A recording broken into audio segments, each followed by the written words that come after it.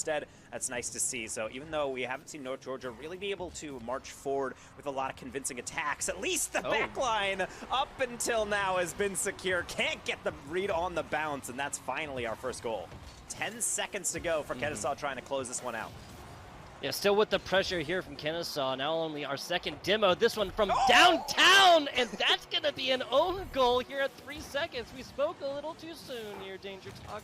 Slavip, left side, little tap, not really taking away possession. Now definitely does. Spider going up, the double tap. Hugh Dog and North Georgia come from behind victory with the Puma symbol on the side. As we've seen many a time with new rosters in the beginning of the semester, this might be the first time these players are really playing together at all. So this is really setting the tone for how you guys all click together. Kwong trying to bury one here on the near post, and he does just that. Better. Might be able to pad those stats. Kwong throwing it right back in. That should be open, but it's just wide instead. Almost gets the nose down onto it. A couple members fighting, twisting, and now an open net the other way going for North Georgia. Nobody's almost hitting payload. Now is Joel. A little soft hit right there. Kind of just puts it in the breadbasket of a couple North Georgia players. That's really, really bad as this one comes all the way down from the other side. Being able to con the defense out of a clear that gets you the ultimate goal, as we will be able to enter into that 1-1. Maybe not for long as that clear gets away. Hugh Dog into Archie, and well worked from North Georgia. Safe to the side. They're feeling like heroes. They're keeping it up. Slavip into the ceiling. Sharky doesn't get it. Joel with a deflection. It's Quonk at 0. Hugh Dog in the way. Another save. North Georgia will very much so take that ball hitting the grass. Overtime somehow. Now coming up for the serve. Hugh Dog down. That's a bouncer just a little bit too high though as Sharky tries to continue the theme. Down bottom. And Archie does it here for North Georgia. Set up all day long. Now shoots in right now, but Quonk is going to win that 50. Seems screaming off to the side. Bounce off some wall and now ends middle until North Georgia gets another shot at it. Let's be open for Hugh Dog, and they will make no mistake. Kwong, I gotta say, a great effort, but sometimes you need something even greater. You're seeing a player get thrown all the way across, like Joel's really just flailing, and you're thinking, okay, well, I probably have enough time to go to the corner, and then instead, it is in your net, something they're becoming quite familiar with as a feeling. There's a number. Demo does come through. Those Hugh Dog taking down a Kennesaw State member. Back to the middle.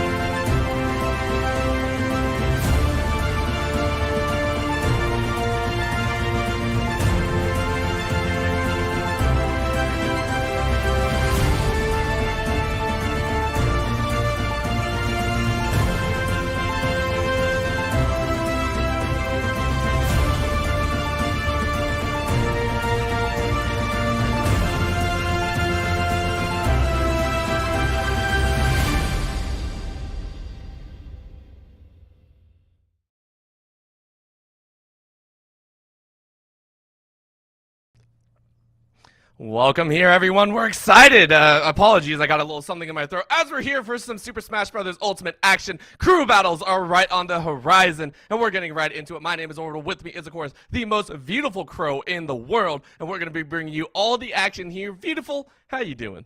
I'm so great, Orbital. First off, it's been a while since we've seen each other, my bestie. Oh my god. Right. So happy to be here. Happy to be casting over some great Smash Bros. Ultimate action. There was so much happening over this weekend in other leagues as well. I mean, Big House just happened. Amazing time over there.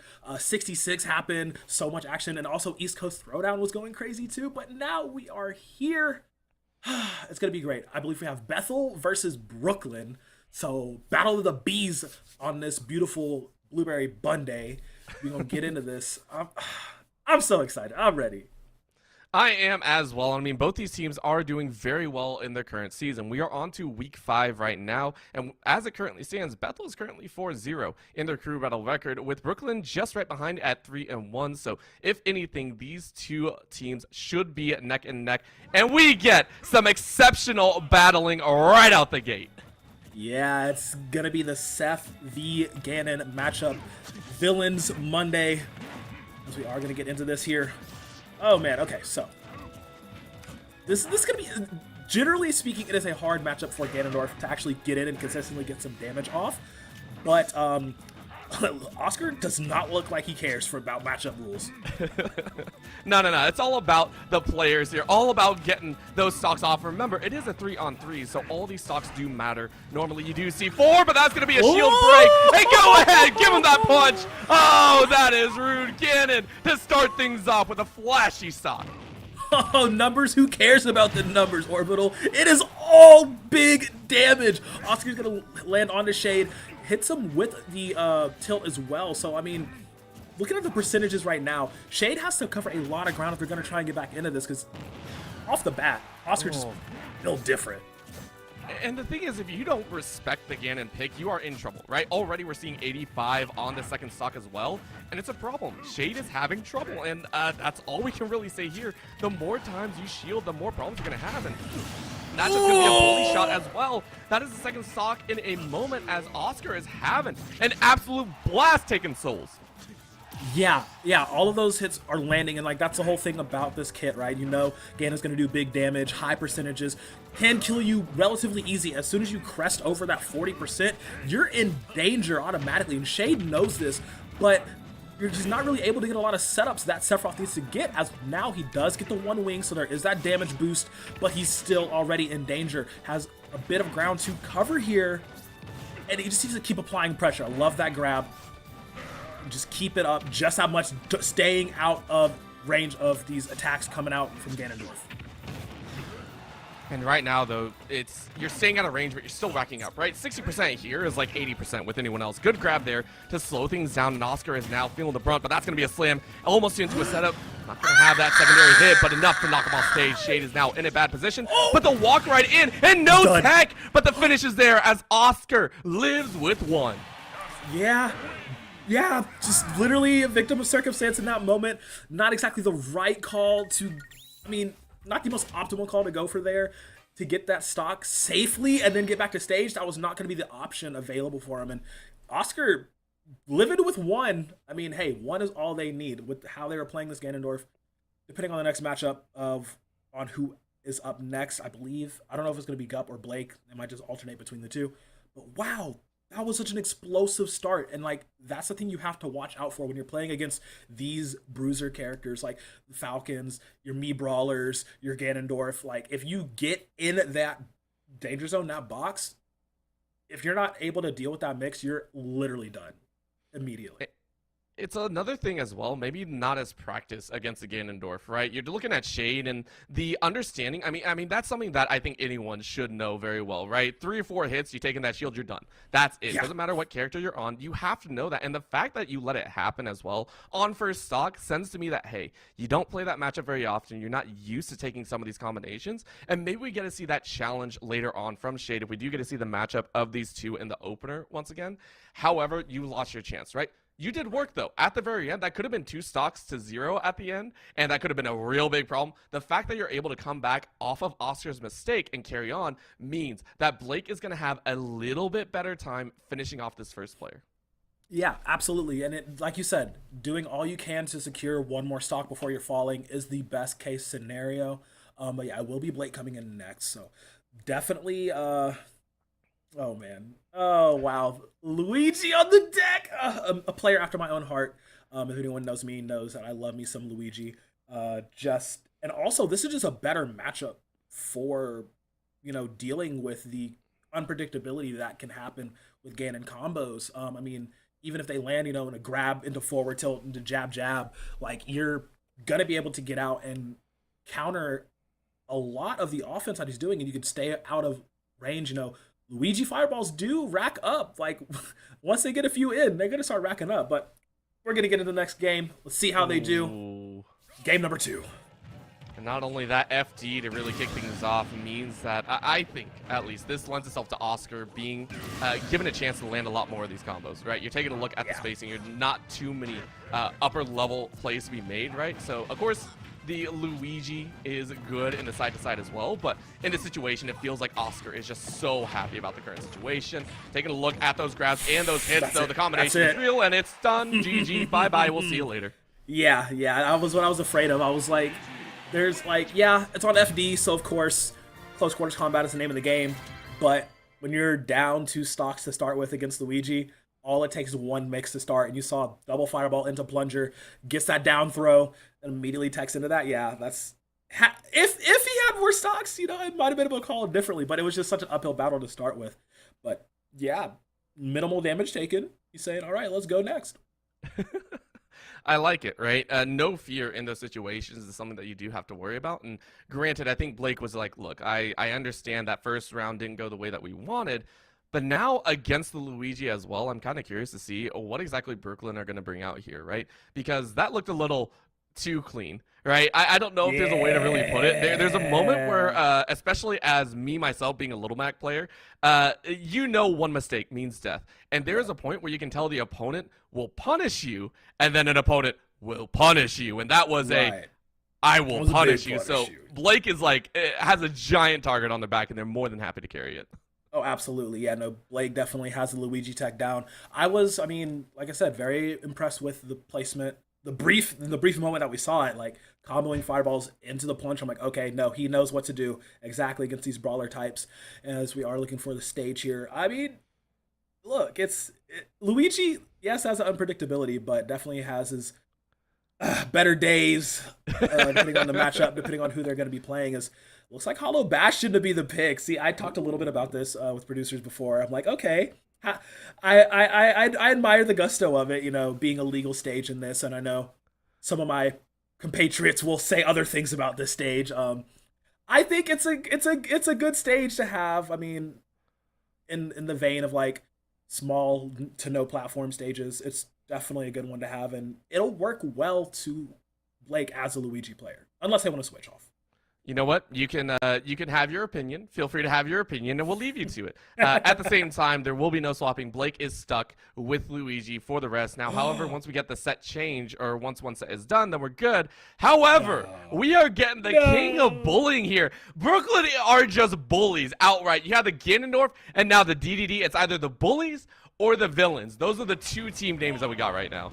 This is so funny. I want to shout out my boy Bumble, who called it at the beginning of this year that we're going to see a lot more DDD players this year because so much tech has been discovered to make what used to be a, you know, considerably bottom tier pick a lot more viable in these random matchups. And like, this is actually going to be really good because DDD can match a lot of the distance game that Blake wants to play on this Luigi. As you see, playing with the Gordos so heavy and they do so much damage they can connect. But when you have plunger to reverse, that's actually insane.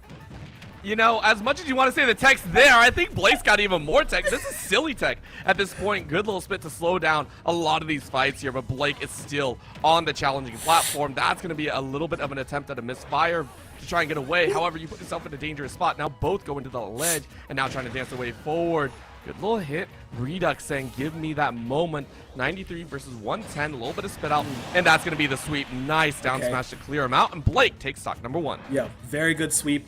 Very great to call the timing on that. I can see where Redux is going for, you know, some of these confirms with the Gordo, trying to catch him when he's, you know, doing a regrab on ledge or coming up from ledge. It's just not getting what he needs to. And if he can land a short hop forward air just to get that off, that'd be good. Grab to forward throw was great, but like he needs to have a little bit more. No, that's not how you get back up. No. Oh no, not the trip. Oh my goodness, Redux is fighting for his life right now. Blake is just making it look a little too easy. Okay. I was about to say that was a dirty back to neutral right there. That was so dirty, man. Should be illegal now. That's sending those off to the side, that's no longer Redux. Like, Blake and Redux now have a 50-50 over these things. Absolutely. No, the Gordo control conspiracy is 100% in full effect. You use them, I use them, we use them. The community Gordo's coming out. And it's just such a useful tool. It comes out so fast. If your opponent was not able to redirect them, honestly, DDD would be busted. Simple as that. But because your opponent does have the ability to redirect them back at you, puts it more to 50-50 chance. But I do love the amount of poke coming out from both of them. Fireballs, Gordos, plungers, galore. It's the stars. It is working as... Yo, he's going to run right into it! Oh, wow. That was good. Okay, the follow-through is there, though. Redux. Absolutely this is more what we expected, right? Yeah, like this is it. That situation was more what we expected. Yeah. Ooh, okay, perfect pairing your own. No shot! Oh my God, Blake! Blake is getting these moments that would straight up make me want to throw my controller away. Like 100%. I would be done. I'm so done after this. Like, I am done for Redux. As Redux is now on the back foot, 67%. Now it's just another is done. You are not done though. The heavy character for the win coming out here. Redux though can't take one more at 105. Blake has not taken a single lick of damage since this third stock has been set. Looking for it. Good little suck. Hoping to get a little bit more. Plunger out to redirect. Now looking for another one hit. Could do it. Blake is looking for it. Good little stop on the corner. Sweep out. Looking for one more. Come on, Blake wants to do it. Redux at 142. You know he's hunting for it. Those perfect up Bs. Oh, I thought that was gonna be the up smash. That was so scary. Oh God, he's hunting for him, fishing for him. He has a big enough lure. It might just work here. Redux at 156. Oh, a little bit of input error. Panic switch, engage orbital. My man is shielded for his life. Okay, the malice spin will land. But now this is just so scary. Oh no! Wait, Redux, you couldn't follow up. Oh, the hammer came out. It's not going to go. The grab is going to work. And now up onto the upper ledge. Redux is playing for their life. Good back air to clear out some space. Hoping for another. Down they go. Good up B to get back. Blake, there's so many options to go for. And you're challenging back and forth. Trying to get some fragment damage. Trying to get some space. But no. Another orb comes out. That DI. A Hail Mary. Do you get it? You're still on. Are you kidding me? That the getbacks are real. Another space. Side A. Gonna get there. Soft is a handle. And both are in kill threat again. Redux 3 in a row. They're keeping the edge clear. The options are held, but no kill. There it is. Up hit is done as Redux with 183 is able to keep their last stock. That was stressing. They got me sweating in the chair right now. Absolutely insane. Redux, look, clawing that back. It was a hard fought full set. Blake made him work for that. That was insane because there was at least four instances off of that last minute alone where Redux probably should have died, but stayed alive through all of it. Oh my goodness, Blake we were talking about Brooklyn Squad being the bullies. Blake was doing all the bullying here. Just couldn't carry it all the way through. That's the problem, though, right? When we talk about bullying, there has to be a finisher at the end of it. And Blake, actually, when you look and are priming for that very specific finisher, you actually lose sight a little bit. And I think that might have what got them caught on the ledge. We did see a little bit of a swap where Blake was actually hunting for that perfect up B. And because of that, you set yourself on the ledge, and Redux read that perfectly. At those higher percentages, Luigi could not do anything. A single soft hit is going to send you off stage, right? You're looking at that Luigi. So Redux, very well done to pick up on that. Granted, though, you lived by a mere hair's breadth because you're playing DDD. Yes. There was one moment where Blake should have taken the stock, but because of the heavy character, you didn't get lifted off the top of the stage. There are so many little things playing in as we now go to our, I believe it is the third match, or fourth coming in. Fourth, yes, coming in, yep. And Redux will only be on one stock as the rules go. Going up against Gup on the Palutena. Ah, my arch nemesis, you. The goddess of light. Okay. So this is going to be interesting to see because in a similar vein to how Blake was able to keep distance and, you know, almost play as a zoner and pick their chance on when they wanted to go in the last match, Gup will be able to do the same on arguably a higher tier character. So has a little bit of work cut out for him to see if they can at least take one stock off before they fall. I mean, right now already the bounces are getting a little bit better, and can't the hammer to deflect follow? that! Are you kidding me? Rita picks up a stock off the rip. Oh, clutching my non-existent hair right now is the hubris to go for a reflect wall in the face of a charge hammer was just a little choice. But yeah, Reduck actually going to be able to get one. He's at 111%. Oh my gosh. Oh, he can go for a combo here. The Gordos are reflectable. You can, you know, get those out, but I don't know if this is a matchup knowledge check for Gup or not. Does it go for the down tilt? Not going to land. The back throw is huge, though. And that's going to be enough. But again, Reduck has been so good at these getbacks, at this ledge control. Now getting hit off stage once again from the middle. 157. If you get one more stock, that's huge, right? Oh, but you missed the ledge. And because of that, you leave yourself open. Gup says thank you very much. And at least you got one. But Reduck is out. Absolutely. Yep. You know Gup wanted to end that a lot sooner than they did without losing that all-important first stock. Unfortunately, that was not going to be the case. Reduck made him pay for that one. I'm sorry. Clip that one because I'm going to be looking at that over again. But yeah, so definitely like I had thought, you know, just being able to consistently harass with explosive flames and target shots, even light pillars, up smashes, just, you know, keeping Reduck constantly bouncing and constantly having to play on the defensive and trying to get back on the stage. Big key for Gup here on this Palutena. As we are down to the last, I believe it's Gup and Billio? I think that's how they say their name. Yeah, I believe so. Coming out here, Billio is gonna give us a taste of what for, but going into what looks to be Kalos and Billio, yeah, enjoying our time here. Couple pieces coming out. The Sorcerer, you know, fry me all you want. The Sorcerer coming out here. Let's go. Robin gang, rise up. I know y'all are out there talking about this wonderful character. Honestly, I love, like, there's a few really good Robin players in the collegiate scene. To name, like, off the top of my head, but it's just a very solid character that works well online. That's like the main thing. A lot of them will say it's like, oh, in lands, you know, on in person, not really the best. They can be figured out pretty well, but like online on this Nintendo connection, baby, that's a different story. As we are gonna get into this, we are on Kalos. Great stage for both of these picks, as Gup does have to go ahead and -1 off their stock. Taunts are there. We are ready to go. An all-important final set of the night. And already Gup's going in, right? Like, you want to stock as soon as possible with as little damage as possible. You want to trade this back into even. And because of that, you're trying to control as much space as possible. Billio's getting in their face, right? Challenging back, getting back to mid, and now trying to create a little bit of a zone for them to work at. In this situation, though, you gotta be managing a lot of your spells. Good bully up, Gup looking for another hit. 73 is more than enough to kill. Yeah, this is very, very important. The fact that Billio has 11 sword right now, well, immediately just loses it as soon as I say it. Goes into, I believe, regular sword here, charging in to Thunder. But no, okay, 11 sword is back.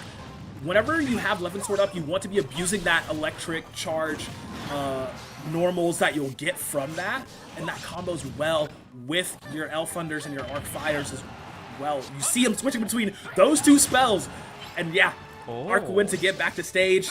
It's very good Robin tech. Billio and Gup are going at each other's throat here, both 105, 102. Well, and both of them trying to challenge each other, trying to almost get a little bit of a confidence booster on each edge. You can see him actually giving ledge control back, saying, all right, let's go back to neutral because I want to space it out. Right there, throws out the wand, almost hits Gup. But again, this is a situation that I think Gup is very, very familiar with. Great shield to come out, and the grab to throw, but not the kill just yet. Do you want to go down and challenge along the edge of this wall? And honestly, this wall is perfect. Feels so good to be able to sidle up. Another throw to reverse, and now Billio in control. This is back and forth, these two fighting to nails end with 120 plus on either side. Good grab. That grab's gonna be good. Throw back? Nah, not a finish. Okay, back throw. I mean, that was a really good DI as well from Gup, knowing the direction on that. Teleport is great, but you run right into the Arc Thunder from Billio. Will get that stock now. Gup's down to 1. Billio still at 3. High 122, but they have a really good hard, like, set control on this. Being able to cycle through their spells a lot. And look at the timing on that Arc win. It feels so good. It feels so good, but the up push is going to be there. Billio finally push off the top end of the stage, which feels kind of bad. I think you would have liked Gup to be able to be like, yeah, I got that one perfectly, right? Yeah. But it's still a stock. 42% on your last, though, as Brooklyn is praying for a chance. All you need is one more stock, and then you're going to be good. This finisher Billio is looking at it. 6-4. Gup firing up even faster. Okay, those slow get up on the iframes, really making that count for Gup. Bilio has a full stock league like we've established. Also just has great control of the center stage. Being, like I said, Robin being able to cycle through key 2 spells. No, not a Nosferatu. Gonna drain the life from Gup's eyes and send him packing. Brooklyn takes it here. Bilio the hero. And honestly, I'm not going to sit here and say I know exactly what's going on, right? But there was a time where Gup started to use that up B as almost a getaway tool. You saw it there time and time again, trying to get away from the spells, and it felt like Bilio read that at the very end, charged up, side attack, knew that it was going to come out. Gup kind of went into that one.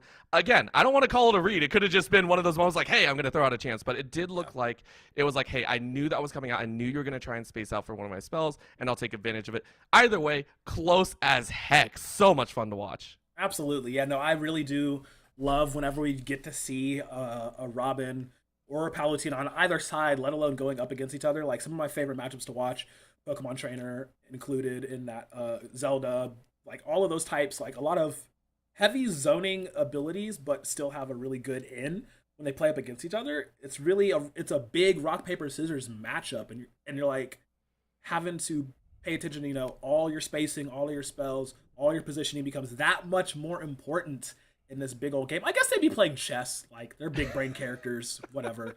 So just watching that in real time was really good. So yeah, good try from Gup and the rest of Bethel, but Brooklyn reigns supreme today. Well, you know, that's only one set, right? We still got a whole series to go, and that's the best part about it, because now we get to go back in Theorycraft a little bit, because I want to ask you specifically about that opening match, because that one was by far the most almost situational situation, right? Shade came out, had some trouble at the start, lost stocks very quickly against Oscar. Do we see that happen again? Or I guess a better way to put it, do you think the situation that occurred was Shade just having a small hiccup? Or do you think that was almost intentional from Oscar? Right. I mean, that does beg the question, right? I mean, no one, as much as we love him, no one actually really prepares for the Ganondorf. Like that's the thing. That's one thing you need to get like 100% understood. Like Ganondorf is at such a weird state of play that like he's not Captain Falcon. You know, like everybody always regards like Ganondorf as the poor man's Captain Falcon. But I know people in a certain camp, shout out the boy Mordecai, who will tell you up and down, no, Ganon does have good matchups. I promise you, it can work. You can make this work. And that was one of those situations where it's just like you got caught lacking. Let's be honest here. You got caught lacking, and you paid the price of the Warlock punch. It's just, if Oscar's going to be the one starting again, that is something to keep in mind, you know? But definitely not like I'm not going to say like the end all be on master plan. It's like the advantage of the unknown, you know? That's basically what it came down to. Okay. So yeah, and I think that goes back to what we talked about as well, not knowing the damage output, not understanding that shield conditioning, and just not really being willing to accept that things got out of control. I think that's another part to it, right?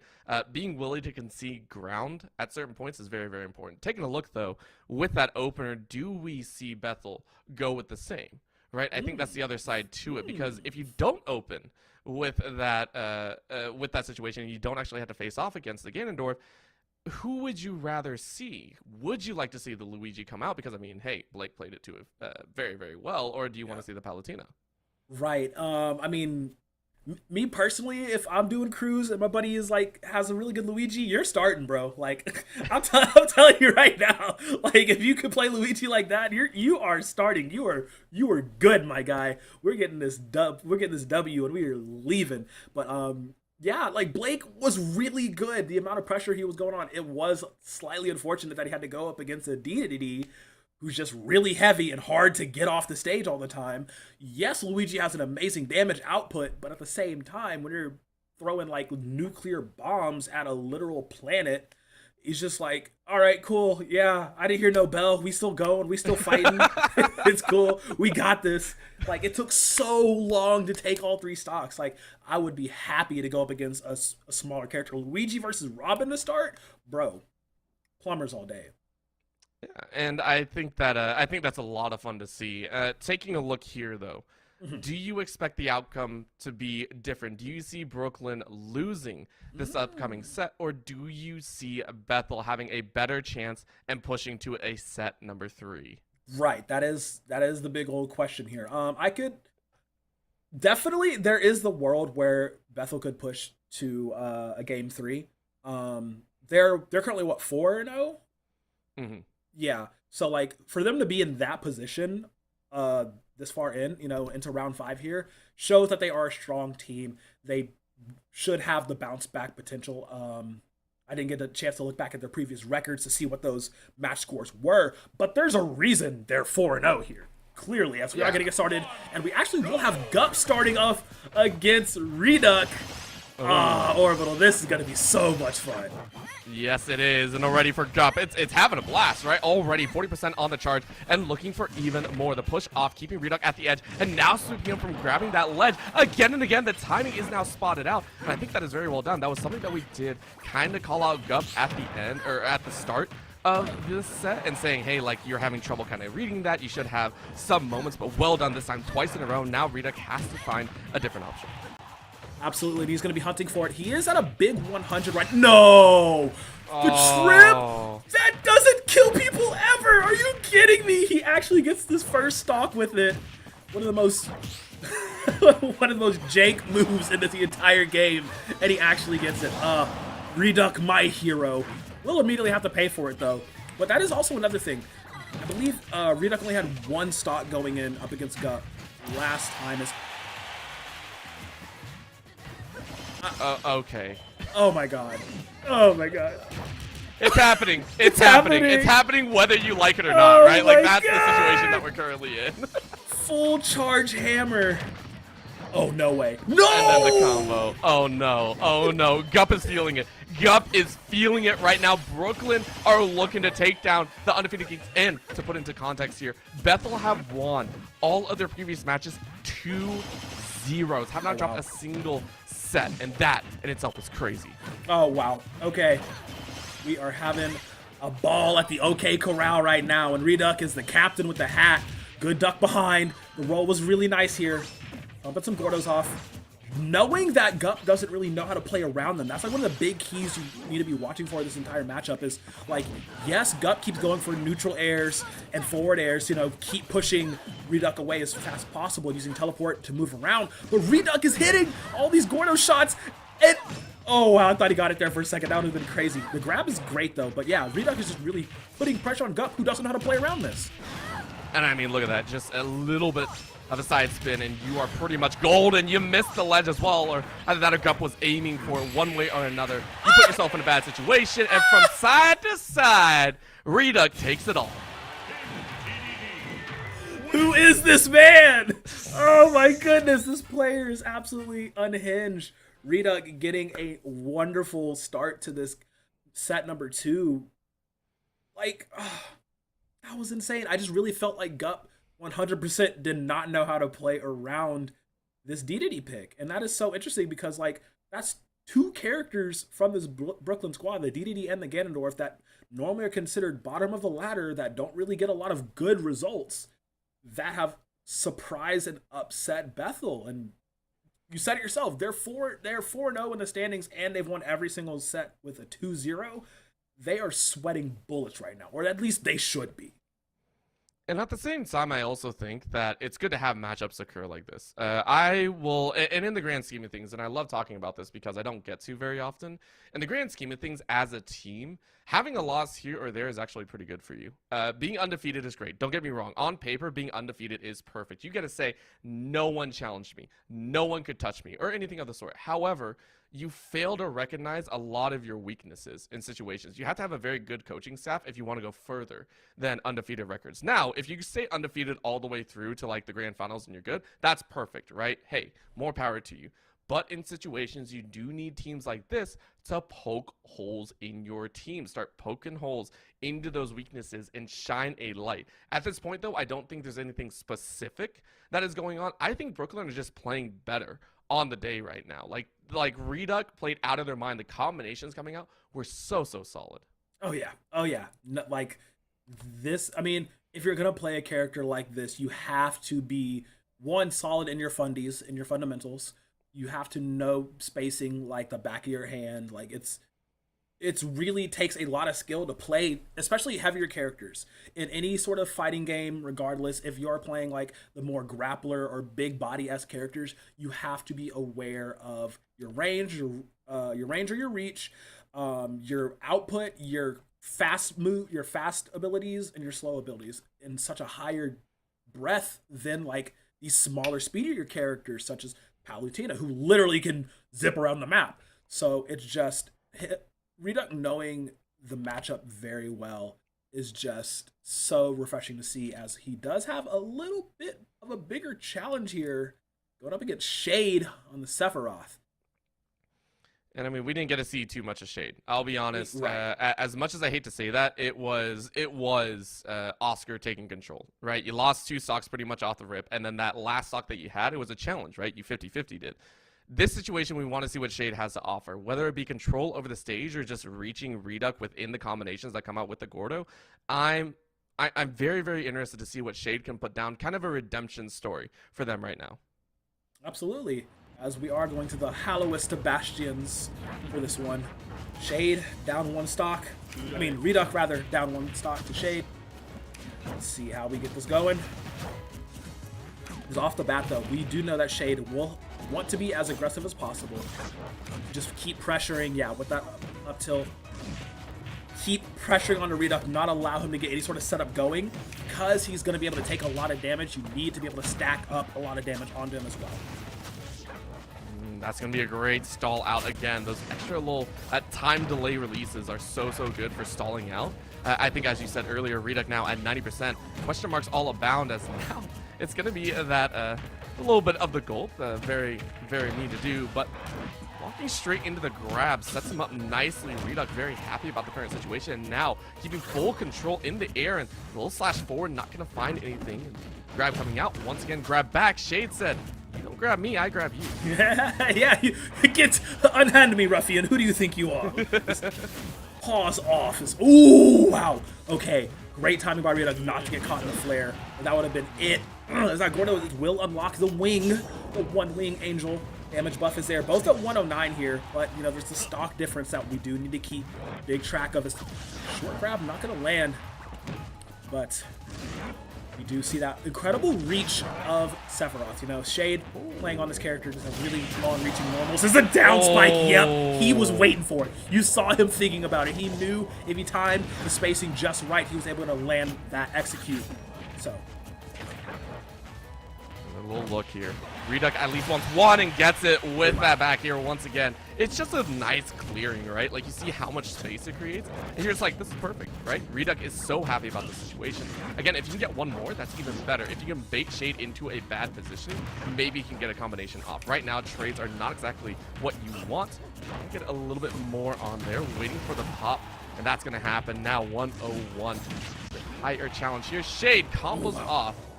Says thank you very much. A single punch, a single strong attack will be the ender. Absolutely. Reduc 142 on their final stock. 12% wants to try and grab something from it, but unfortunately, back air is going to send him flying into the blast zone.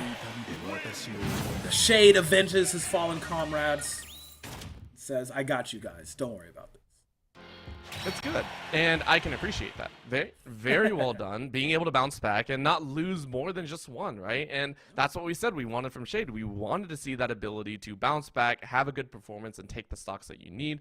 Granted, now, most likely, I hate saying it, you're probably facing off against Oscar again. Yeah. Oscar is just like, I mean, it worked before, and as much as I like adjustments, I don't see Shade being able to bounce back that quickly against a Ganondorf.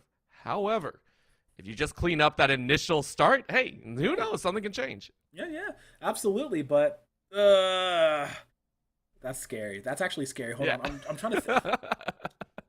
Luigi's Seth. That's going to be a fun one to watch. Oh my goodness! Like, he has to get that revenge for Mario in the Sephiroth reveal trailer. Like, I don't know if a lot of people remember the DLC reveal trailer for Sephiroth, but he had him by the strap. We thought we thought he stabbed our boy Mario like he did our girl Aerith, but you can't call it a spoiler. The game's been out for 30 years. Oh, God. After how much time is it not considered a spoiler? That's what I gotta ask. See, I mean, I say like at least a year, but like some Really? people argue otherwise. Like, I wonder if it's based off of popularity of what think came so. out, right? Yeah. Like if you're talking about, I can't say it on here, but a certain TV movie season that happened after 5 years of waiting.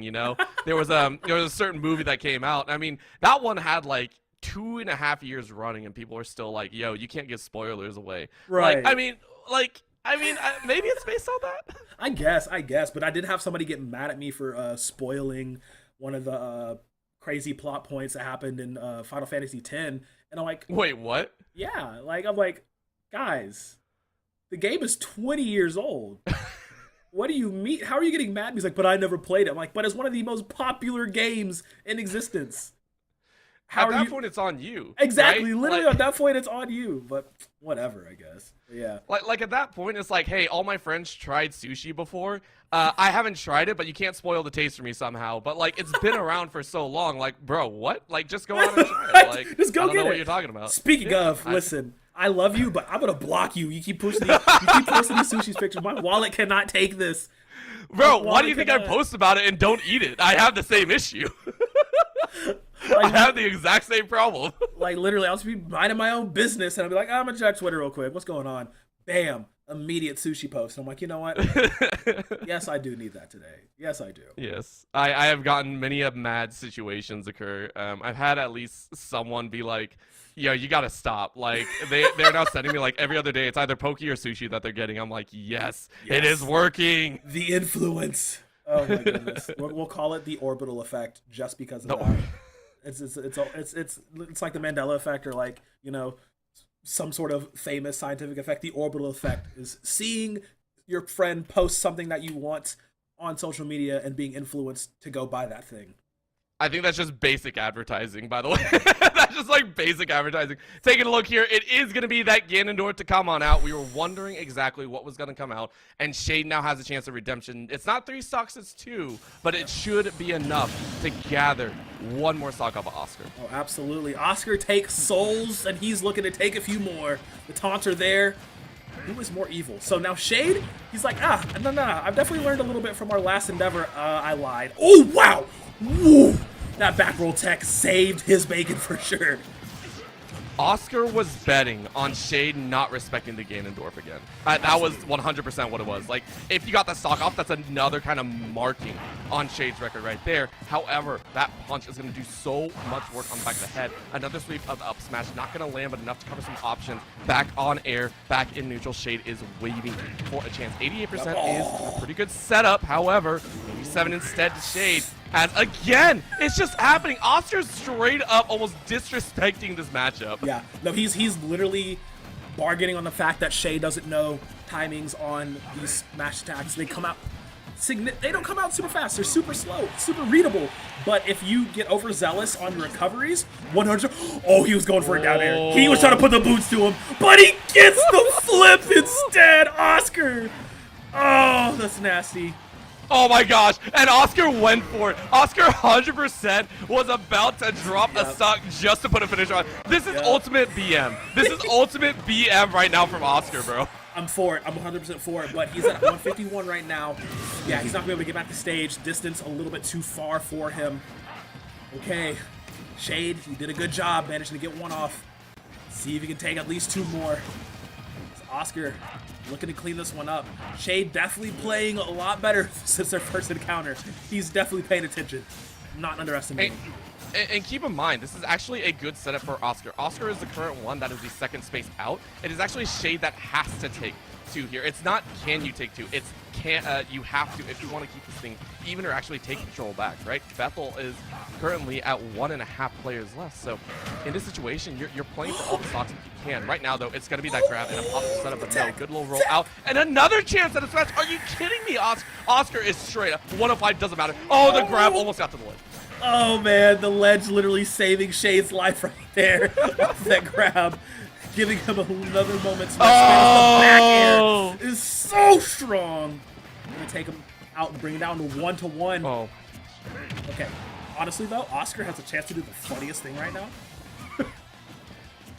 It would, but I don't want to call it for fear that it happens, right? Like, I'm like, oh, God. Yeah. Looking for it. Ooh, good spot dodge. Ooh, the shield on the flares as well. This is so scary. Oh. No way. What? 80%, man. 80%, come on. The back air from Oscar. Taking souls and digging holes. Call him the Undertaker. My man's doing it big. Holy cow. I mean, look, he just has Shade's number tonight, apparently. To be fair, not as well as they thought. Still need the last 2 digits because Shade put down some work. And there is a point where I do, like, I made jokes, don't get me wrong. Oscar was not really BMing. Those were legitimate tactics of spacing out, you get the jump on Shade and break that shield once again. I call it BM because I've never seen someone throw down that many at once. Like, that looked like me out there praying that someone walked into my punches as well, Mac, right? Yep. Like, that's 100% what it was. Shade played very well. You pushed it back to just 1 stock difference. You were able to take enough off of Oscar that it feels a lot more even for Bethel to actually have a comeback instead of those 5, which causes so many problems. With only 1 stock left, there is a real chance of Blake being able to take that last stock like they did last time, remember, and put it straight to an even 3-3. Yep, same scenario, just in a different order this time around. Blake on this Luigi is so funny. Like, it's just so funny. Okay. Before you go further, does it happen again then? Because we know what happened last time when Oscar only had 1 stock. Like, does it happen again? I want to say yes, I really do, but like, it's one of those fool me once, shame on you, right? True. It's just, I mean, Oscar only working with 1 stock here knows he could output a lot of damage, but he just has to not Hail Mary it. That's really what it comes down to. So it's really a matter of like who's playing defensive or who's playing on the offensive here as we're going into it. It's a lot of hypotheticals, but I mean, honestly, Blake's probably just going to be like, fireball, plunger, done. Well, for right now, Oscar's going to get set up, and Blake is going to hope to set Bethel on the track back to getting a perfect run of series. They have 1 last chance here, 3 stocks to 4 to make it happen. Already starting off strong though from Oscar's side, shield down to about half, and that is more than enough to force Blake into full retreat. Need to give time for that shield to come back and hope that you can get some damage back. But however, those punches, that is just 2 hits, by the way, from Oscar that puts Blake at 36. Them big meaty hands, I'm telling you. Okay. Let's see what he can done. Runs into a dash attack. Oh no! Oh, that ledge saving Blake's life because he was going. Oh my God, he's a monster. You don't see that very often. You do not see that challenge happen very often. Good out. Good out. Oh no. Does it sit on it? No. Oh, this is so scary. Oscar wants 1 more. Oscar wants 1 more stock and is about to get it. Dodges out against that up smash. Looking for a header once again. Blake just needs a fraction. 123 is more than enough. But where do you get it from? Remember, we did say this before. Blake actually had trouble in some of these situations finding that final hit, finding that final stock moment. And that's going to be a grab, a little bit of a chance. Good roll out, and a follow behind as both of them challenging on the air, and that'll be Blake to take it. Blake, 2 stocks left to take out the last member of Brooklyn. Oh, wow, the footstool.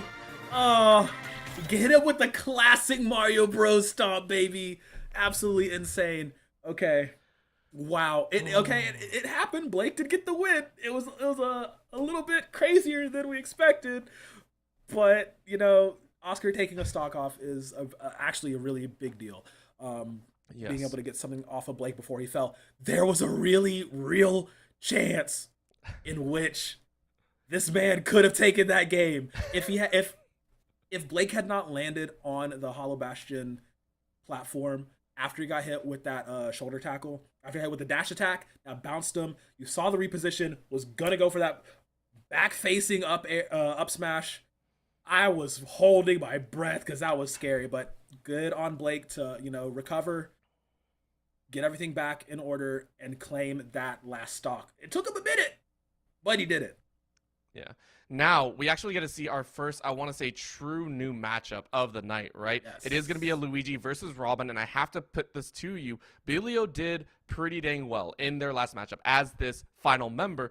In this situation, though, I feel like it's even better for Bilio. Is that right? I mean, like, you take a look at the Luigi. The Luigi's a little bit slower, doesn't really have the mobility as much, right?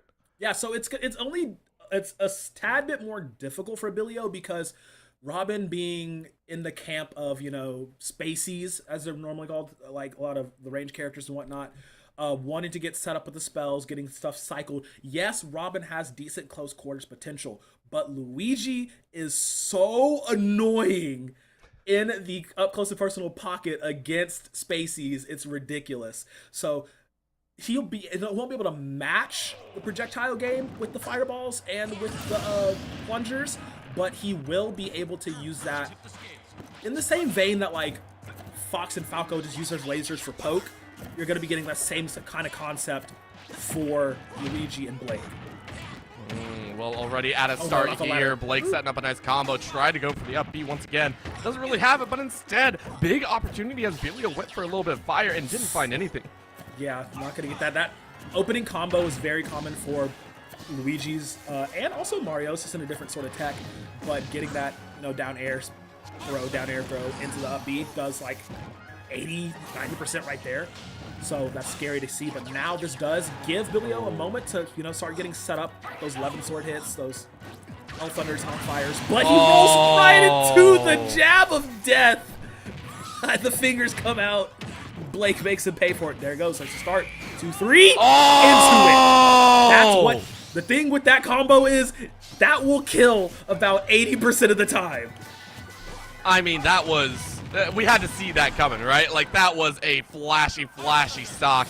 Looking for another, though. That's going to be the finisher. You run into it. No, still alive. Just a moment to lose. And you're going to be able to get back. You are just fine, but the fire hits you at the end. So you're still stuck on the edge. You get a bounce. Yes, you do, but... Oh, you missed! Bilio missed a swing! Okay. All right, you get the forward air. You're okay. He had to expend a bit more just to get that kill. But yes, he will finally take that stock. Now it's down to 1-1. Blake has been put himself though in an immaculate position to bring it to a 1-1 from the start of this. He just has to finish it now for Bethel to force a Game 3 decider. Bilio's looking to bring it home from Brooklyn. And say remember, that 5 times fast, I dare you. No, I did not. Blake did have a little bit of issue last time. Remember, when they were close to a finisher, they had a little bit of trouble closing out one of the stocks. Maybe it was a little bit of pressure or not, just looking for that last opportunity. They can't let that happen here. This is a chance. They were able to take 2 stocks very, very quickly. Looking at a couple punches, trying to chip away at the shield. Not going to happen. That's going to be a slash. Bilio setting up 68%. Blake is in danger.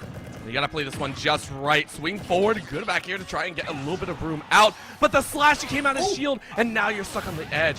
Good little misfire, but the fire keeps you off. Oh my gosh, this is ridiculous. Time and time again, these two are facing off against moments. Good grab, butt bounce. He can land it. He can land it. Combination. Ooh, the shield teching, rolling back was so smart there by Bilio. Okay, he has arc. When charge goes for arc fire instead. Okay, that's going to be a Thoron in his back pocket. He has 11 sword back again, lets it fly.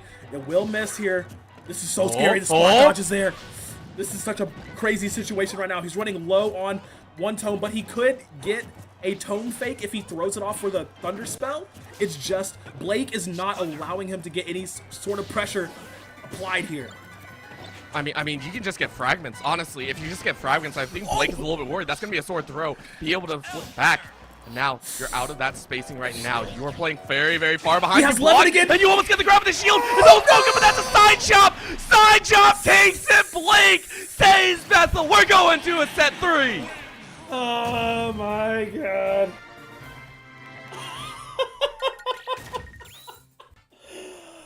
Oh, wow. Okay.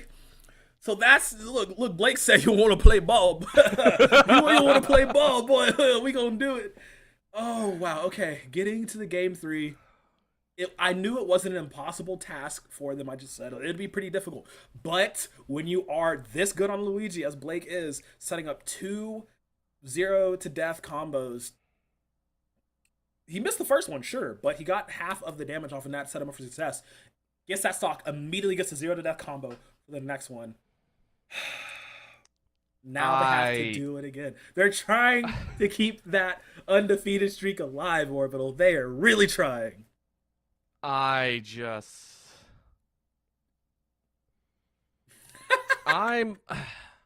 Here's the thing, right?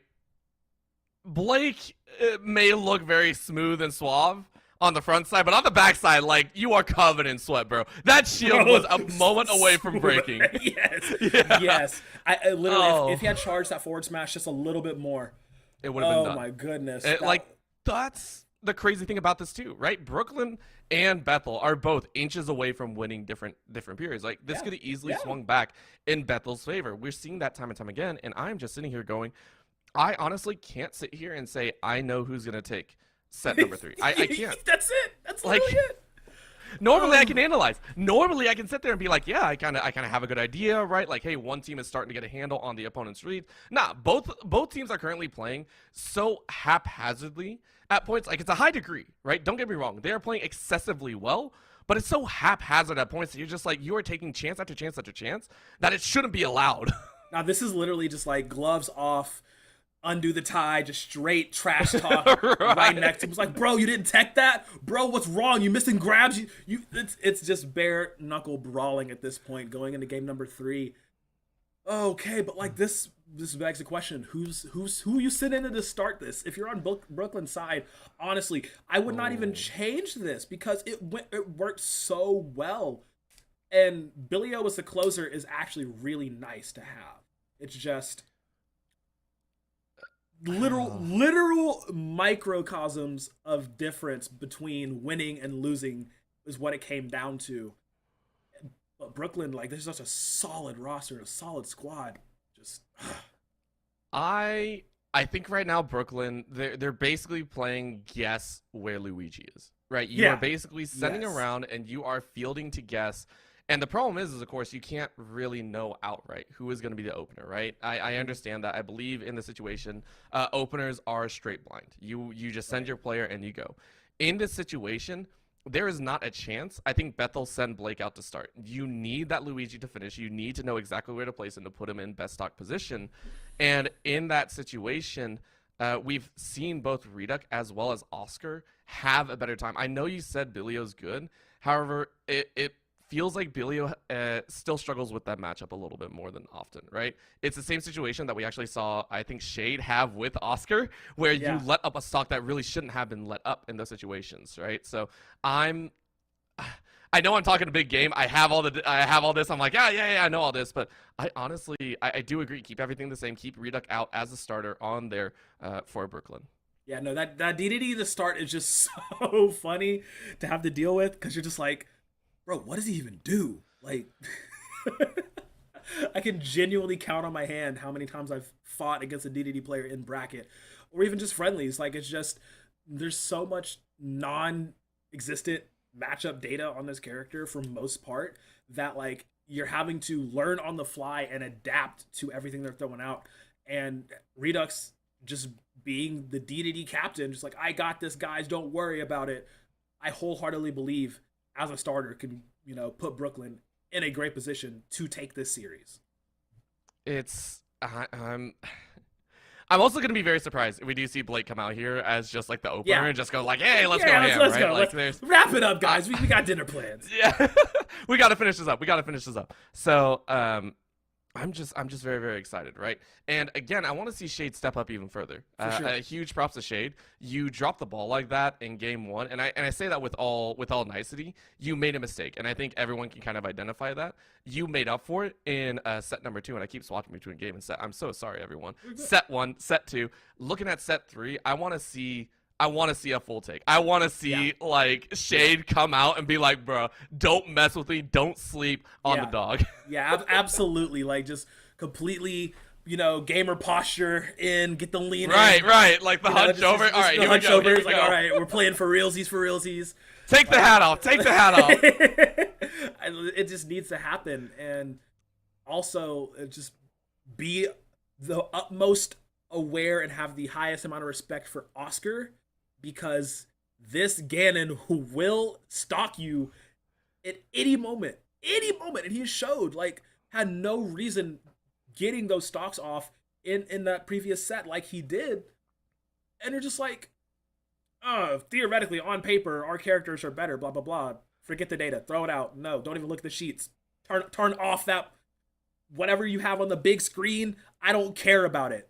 Literally straight fundamentals, straight Smash Brothers going at it, because Oscar literally does not care. Literally does not care who you're playing. He knows his strength well enough to be like, I can take this. I got this guy. Don't worry about it. So like that's why switching between him and Redux as starters, I'm not worried about it. I'm gonna put my eggs in the Brooklyn basket to finish out for the set for tonight. You know, it's just a matter of how they're gonna do it. Oh, actually, wow. So this is why I actually talked a little bit about the fact that I didn't like Bilio as the ending, right? Bilio currently is having one of the harder times up against Blake, and I think opening here, you gave yourself the best chance of putting Bilio in a pretty solid position. The other reason is also Oscar is chasing after Shade. So you already know that. Like, you're getting marked. And this is where kind of the mind games come about. I 100% like this call from Booking. You send out Billy. You give him the best chance at a just kind of 50-50 toss-up. Or at this point, a 33% toss-up. And you gave him a good shot, right? Shade, as much as we talked him up, said did good in set number 2. Still one of the weaker moments. So now you give Billy the best time to take 3. Right, and then, now the interesting thing about this matchup is, ironically enough, both these characters are going to try and do similar things. It's just Sephiroth is going to be a lot more rush down heavy with the sword, you know, like with his melee attacks, you know, getting in forward tilts and up tilts, etc. Try to go for back airs. He jumps in there, short hop, aerials. But Ilios is going to keep pumping out spells, cycling through all the books and all the swords as much as he possibly can. He hasn't been touched yet in this first stock, as you see every single time. He's approach. He gets blasted immediately. Thank God for high ceilings, right? Like, thank God for high ceilings right now. But the challenge is still there. Shade currently sitting at 99.1. Good grab. Following through with the side swipe and gets the same treatment. Bilio still alive, but Bo sitting on kill threat. A stock can be taken. Good grab. Throw back. And nope, still okay. Still okay. Just barely missing out on that thunder. Not quite able to make it through. But yeah, that was so scary because Shade, I don't know if he sour spotted that, and you know, because Sephiroth has those sweet spots on the tipper of the sword. Is it Masamune or is it Muramasa? Or Muramasa for Sephiroth? I forget. He has one of the two. But yeah, it's you're asking me like I know. I'm sitting here like I just like flashing colors. But yeah, he has the sweet spots on the edge of the sword that do significantly more damage. And it's about hitting those that'll give you those secured stocks like that. But unfortunately, Bilio says run him up, done him up, back to a tied even footing. And that's, again, this is what we were talking about, right? Going back to the team aspect of Cruz, this is one of your best or better situations that you can call for, right? Bilio is being able to spam as much as they want, being able to set up their own combos in their own time, whereas some of the other characters are kind of making it difficult. So, Shade now needs to break that cycle as well. Good grab here in central stage, looking to chase towards the ledge, tries to sweep out, but unfortunately leaves him open for a quick tag, 35% and counting here. It's stock 2 for both players. Okay, yep, stock number 2. It's about similar in the damage sphere, in all honesty. As they are, playing so close to each other. It's always hard in like the final set, you have to play your absolute perfect. Oh, wow, he actually got the vamp off too. Okay, that'll recover a little bit of health, but he's gonna get outpoked here. I don't believe, okay, Elwin will be able to get him back. And he gets the down air to land with the sparking effect too. So that's really, really good from Bilio. But he's actually in danger here. I mean, both players are playing on an edge, right? You said it earlier, they're playing very close to each other, but right now I think Bilio is feeling himself a bit, right? Shade's just trying to throw out those spaces, trying to keep himself safe because of that right there. Now free falling down, looking to get a little bully moment on one of those top platforms. And that's going to be a big laser expended, so not going to have that chance. Quick slide slash. Shade to get a little bit of a chance on the ledge. No catch. Good dodge out and the grab. Should give him great spacing. This is so bad. This is okay. Omni Slash, Omni Slash was charged and ready for Shade, but that was so scary because if one of those pieces of wind had tagged Shade, he would have hit in bottom blast zone. But we'll be able to recover and strike back, putting Bilio on final stock here. This one wing, this extra damage boost coming out for Shade is actually working very, very well right now. Oh, man. And Billio, I mean, Billio wants it so bad. That's gonna be a challenge. That's it. Good stock. Oh, good my God. stock. I love One that. more to love go that. for Shade. So I love that interaction. Ooh. I really love the interaction there because when he ran up, he had one charge left of the Levin sword, used it, tossed it, immediately switched to regular sword. So the falling Levin sword added a damage tick to where there was a frame where Shade could not react, setting up that combo. Just a small little piece of brilliance right there from Billio, knowing to be able to do that. And now he's put himself in a very good position with Shade at 95. Ooh. The dash attack's not going to finish it off, but it's such a great position for Billio to clean out this game number 1. If you're able to, that sets you up for the rest of the series as well. Keep that in mind. These sets could go one way or another. Everyone chasing each other's tail. Billio has the opportunity to get another charge up, but electricity not going to do its work. That's a slash that you want. 115 Shade. That's he's perfectly, done! but no! You landed on the edge, and that'll be it. Billio takes this round. He says, look, if I ain't going to close it out, I'm sure going to start it off. And starting it off hot indeed. Billio, the tactician of Brooklyn, making it work. And Shade, look, yes, Shade escaped Oscar, the big Buddha Oscar, but he ran right into the spell slinging of Billio. Oh, wow, that's actually really good. Really, really good. Yes, Billio, only on 1 stock here going into this next game setup, sure. But that's the momentum into the pocket of Brooklyn. Yes, and this is why I was talking about this kind of breaking out, right? Because now you get to see who is coming out next. Palutena coming out, right? Now you get to space out your own people on Brooklyn. This is why I said I wanted Billio out. I'm sorry, Billio, but at the current moment, your teammates are going to do the work. And that's the thing. In Cruise, one of the craziest things is it's really, really fun to see in something that is not normally a team aspect. You can rely on your teammates, right? You rely on your teammates to actually cover for your own weaknesses. And in this instance, you now get full command. You now know the Palutena is coming out, so you can match and space back there. If Billio is able to take one more stock as well, hey, even better. But for right now, Billio, you did your job. Absolutely. Like, 100%. I was a little on the idea of him starting to begin with. Don't doubt my knowledge. Don't doubt me here. Because I was like, okay, yeah, all right, I guess. Like, looking through the characters that Bethel has been playing tonight, I'm like, if he starts against Gup, awesome. If he starts against Shade, might be a little crazy. But yeah, like, him getting the most even matchup that he could and putting it into his favor was really, really nice. So now, theoretically, Brooklyn should, have this on lock because you're dealing with the DDD and a Ganondorf after this. That is, unless Billio just goes like complete Iron Man mode and just takes everything with 1 stock left. Like, that'll be a full fun on time. Super Saiyan. Yeah, just full on. I heard you talking over there on the casting desk. We're about to show some stuff. Like just absolute God mode. We are going to go to Battlefield, though, so this is going to service both characters very well. There's the taunt to start. Handshake is there. The spells are automatically going to go flying. Now, remember, I believe it was set number 1 where Billio took out Gulp to finish, right? I think so as well. However, Yeah, it was on only Kalos. 1 stock, I think, on Gup. Gup was quite low in the stock reserve. I think Gup had 2, I want to say.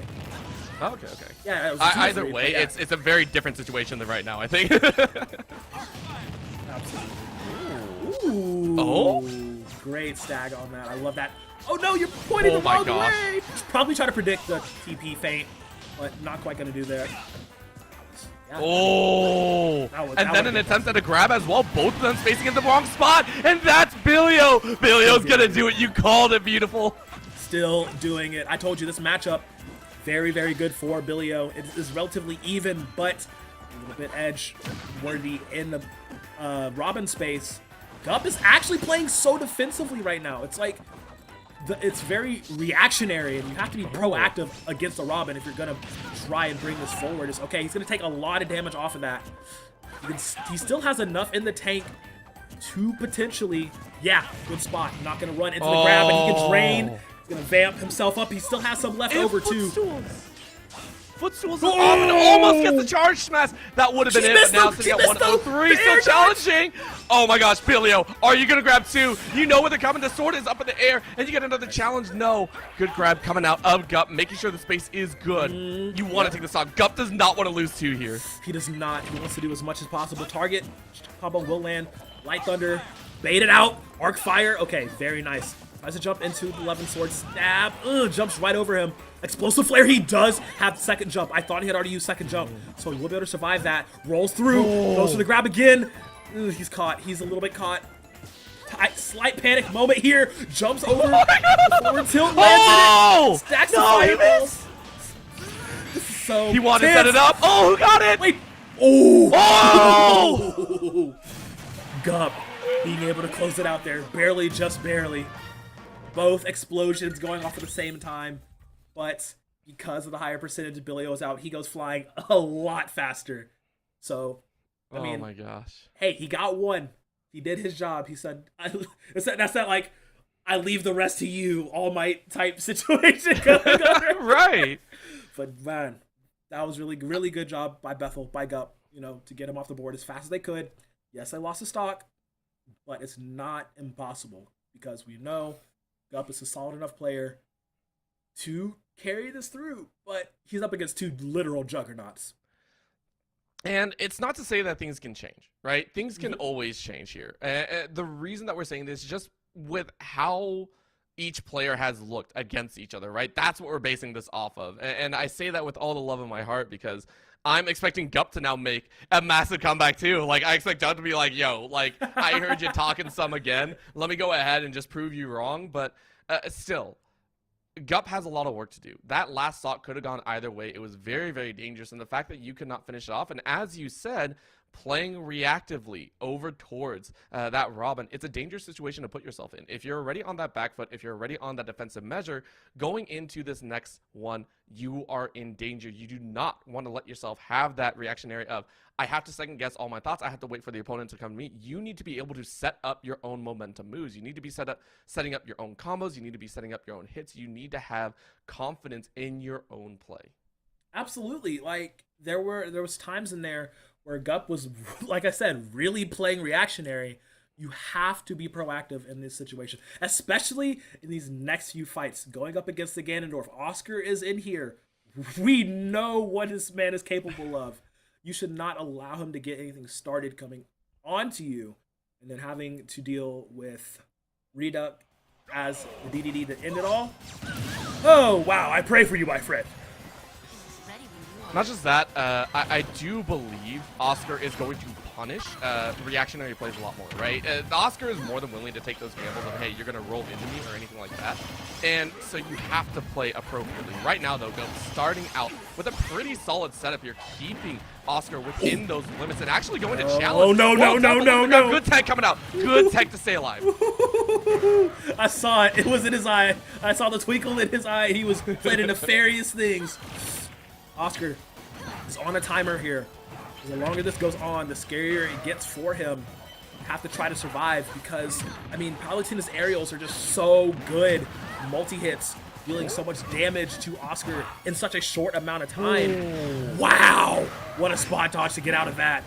And every time Oscar goes for something off stage, no! Oh. Okay, just the after explosion hit. If that was full heal, that would have been done. But Gup managed to stay alive. Oh my goodness, the pressure he's applying right now. That might be enough. That's what we wanted to see from Gup. Yeah, we needed to see him apply all the pressure, keep Oscar on the back foot as much as possible. And I like it, right? The fact that Gup does not really feel any fear right now is a good thing. And I mean, hey, you traded out the stock, fine. You know what? You did your job. You're doing okay. Right? Remember this. The more stocks that we see taken, the better it's going to be in a situation. I do apologize. Once again, Bethel are currently sitting in a stock deficit. So I misspoke because I did this last time as well. We are looking for those last two to be taken. Gup needs to have that amazing, amazing time here. Punch to the face, though, keeps him at bay. Yeah. As Gup needs to take down. I mean, getting one stock is really good. Getting two would be amazing here. Good grab into the back air. Maybe off stage. Yes, you do. Good TP. No! Good TP back, though. Actually, you know what? That's fine. 100%, I am fine with that. As Bethel, you were so okay with that. Going into this next one, putting him at 1, I am less afraid of an Oscar with 1 stock than I am an Oscar with 2 stocks. So, Gup being able to grab that, I don't know if, like, he may have fast fallen a little bit too far to be able to up B back to stage, or if that was just a little bit of an input error in general. But yeah, I am okay with that result. You know, getting as many stocks off the board before you fall, so your finisher, your closer can close it out. And it's Blake on the Luigi, so that's quite the closer.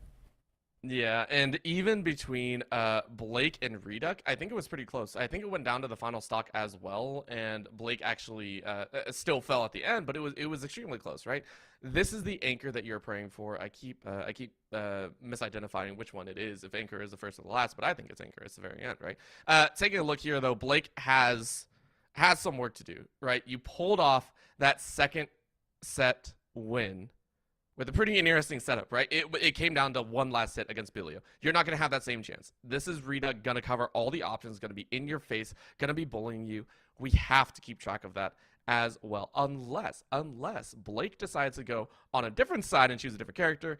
However, in most cases, especially in this last few sets, it's been the Luigi.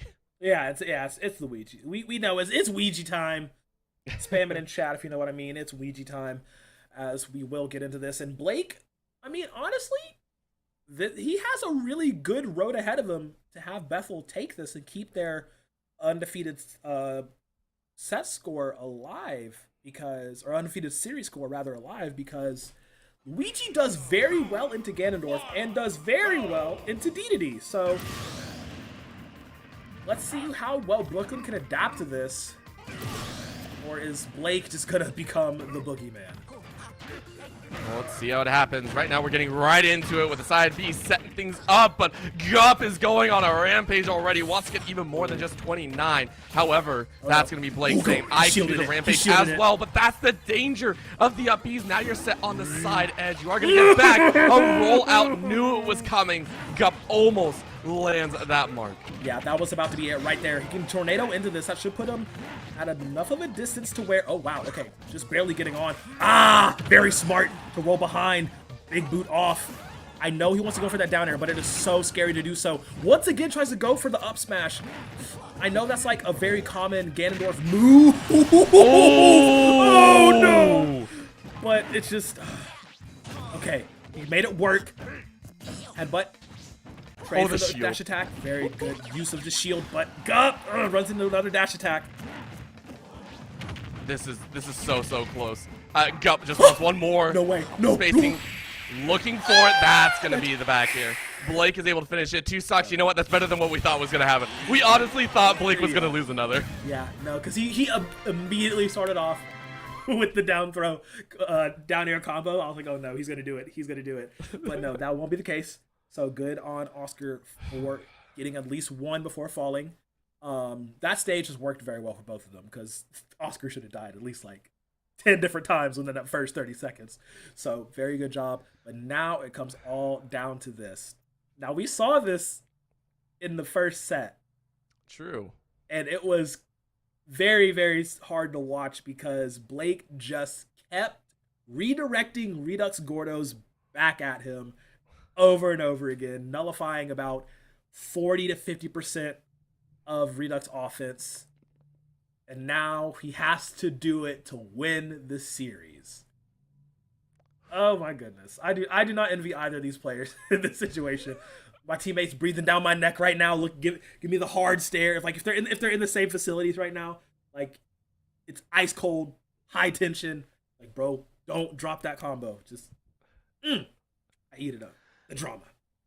And I think at the end of the day, I think both teams can go back very, very happy. Remember, these are both teams currently on the winning side of the bracket. If Bethel take the series, they go up to 5-0, and if they lose, they're still 4-1. That's a fantastic score to have. Brooklyn, if they lose this one, they go to 3-2. Not bad, but you're still in pretty good contention. You just need above 50%, right? At the same time, though, no one wants to lose. And taking a look here, I think Rita going at the very end, yes, they had a difficult time, but they were able to challenge in one of the better 50-50 matchups, right? Take a look at the rest of who's played so far. And Blake made pretty good work of Bilio. I think I want to say set 2, we saw Oscar struggle as well in that situation, right? I don't even count set 1, because poor Oscar had one stock in that situation. One stock, yeah. I think Redux may have a better handle on this. If you go 50-50 in the first stock as well, that's still really, really good. And I do not see an extra stock being given up once again. Right. I think Blake, will be fine with 2. Reduck, like this is so wild to say, like, oh yeah, Brooklyn, they were ahead, you know, they're doing really well, it's gonna be great, and now you're literally fighting the boogeyman, and the boogeyman in this case is Luigi, which is so hilarious. But man,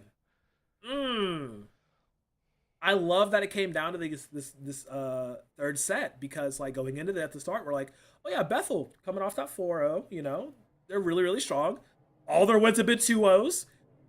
Brooklyn's been pretty decent, you know, like, yeah, they have a little blemish on their record. I think that, yeah, they're 3-1, whatever, cool. Let's see what they can do. Worse than expecting to be absolutely this close, this literal nail biter, but here we are getting into it. The final game in the final set. Oh my God. 10 out of 10. This is it. This is it. You have 5 total stocks to play with between the 2 players, and that's all they're going to get. These 2 teams are facing off to look to try and take another advantage in their current season setup. And already it starts, right? Like, that should be a precursor to everything. However, mixing it up a little bit more here, we got rolling between before. It was pretty fast and furious with the Gordos, I think. This time around, trying to get a little bit closer, using those Gordos more as a buffer zone to try and get forward. Absolutely. Okay.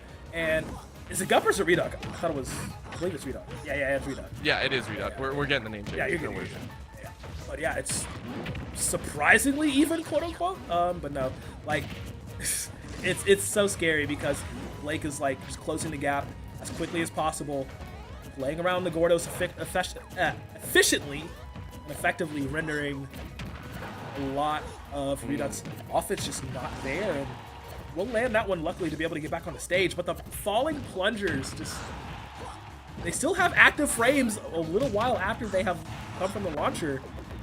And that's working very well for Blake. Is looking for off stage here. Oh, why would you? A little risky. I understand the reasoning behind it, you know, but it's just too risky to go for. As will be Blake taking that first stock, technically. Putting both at 2-2, but yeah, and I get it as well. I know what you would go for, but like that, I don't know. I feel that was an unnecessary risk at some points, right? Yeah, definitely. Have to. But I do get it as well. Now going to be another challenge. I mean, this is understandable. 118 right now for Blake, and if you get this extra stock, that would be great. But right now, that's going to be a throwback, sent high into the sky. Yo! That one's a much better setup. Reduck with only 19, feeling good. Yeah, he saw it and immediately had to go for it. Blake tried to go for the down air combo, not going to be there. Okay, this is something I really need to ask Reduck personally. I know he knows, but I don't know if he knows that you can successfully eat Luigi fireballs. Oh, God. Okay, it's just because a lot of the offense is going to be for Blake right now. Throwing out fireballs to check, throwing out plungers. No, just for poke. That's free! That's free! That's literally free 99, baby! Oh my God! Forget my point. Doesn't matter. Reduck's the greatest. Big brain plays. Give him false confidence. Hit him with the hammer. DDD's top tier. You heard it here first, boys.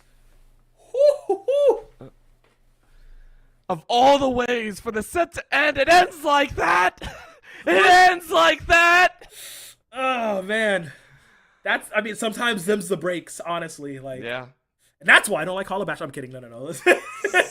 It was just every single point of this game was Reduck looking for Blake to miss a big move with a long recovery time to be able to charge up either a forward smash or an up smash. That's just genuinely what had to happen for him to secure both of those stocks, honestly. The offstage one, off the Luigi missile, he had to, catch that on the downswing to get that stock. He was trying to go for it off stage on that first stock. I understand because he was to stock up, he had the ability to do so. But like, man, that was just a little hard to watch. I will also admit my one main gripe with Blake before, and I believe set number 1, was that they chased that up B too much, right? Yes. I would like to preface that in that set 3, in that last game, I believe that was the first time they hunted for it. I would like to point it out that I believe that was one of the first times they hunted for it, and it was just one of those unfortunate moments to watch, right? Like, it's poetic at a sense. Both teams played so freaking well, and it was so calculated, so well done. I couldn't ask for a better situation to happen. Absolutely. I really did love the ending to that. But yeah, that will actually be Brooklyn Esports, baby. They took down Bethel, giving them their first series loss of this season. Just oh wow, what a way to do it too. Like if that does not give Bethel a little bit of a wake up call, you know, that then I don't know what will. I mean, I prefer. I mean, teams that do fall in this situation tend to come back a little bit harder than ever. Very rarely do they fall right out, and I think a close 1-2 is enough to punch them back. So I'm excited to see what they can do. Beautiful Crow, I think we're done here for the night. Any final words that you'd like to give? I love college esports so much fun, just absolutely wonderful. For my first broadcast here at Esports U for ECAC, really awesome. Definitely want to come back and have some more fun because I missed this and it was wonderful. But yeah, also love being back in the saddle with you, my friend. Always a pleasure. But that's it for me. Alrighty, well with that, we'll go ahead and close it out. Again, my name is Orbital. With me has been beautiful Crow. And of course, we were joined by the ever so lovely Colton on production. Thank you so much for tuning in. We do have more ECAC though throughout the week. Tomorrow will be Valorant starting at 8 p.m. EST. That'll be University of Delaware versus Penn State Barron. So make sure to tune into that matchup. That's a best of 3. Again, we'll see you all next time.